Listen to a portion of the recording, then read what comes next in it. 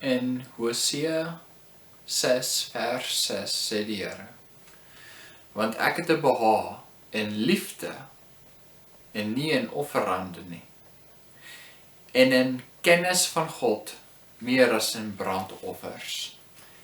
Die Here wil hê dat ons hom lief hê. Die Here wil hê dat ons hom leer ken. Daar's baie mense wat baie van die Here weet.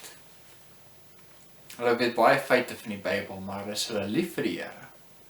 Is hulle lief vir die mense om hulle? Dit is die bewys.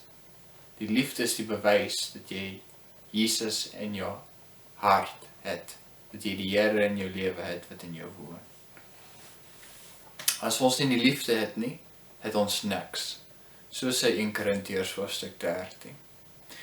Maar daar is ander weer wat God lief het en wat mense lief het, maar hulle ken nie die skrif nie. Hulle spandeer nie tyd in die woord nie. Hulle lees nie die Bybel baie nie. So hulle het die Here lief, maar hulle ken nie die Here ten diepste nie. Hulle ken die Here tot op 'n sekere vlak. Maar die Here het homself aan ons openbaar in die woord van God. En die woord is daar vir een en elkeen om te lees. En as ons meer tyd sou spandeer besig om die Bybel te lees, sal ons minder tyd hê om te kla oor die lewe en om ander goed kwyt te raak. So die Here wil dat ons hom lief hê. Die Here wil hê dat ons hom leer ken. Beide is belangrik. Kom ons doen beide.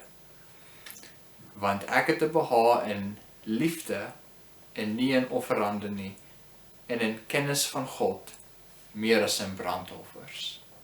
Hosea 6 vers 6. Mag die Here jou ryklik seën.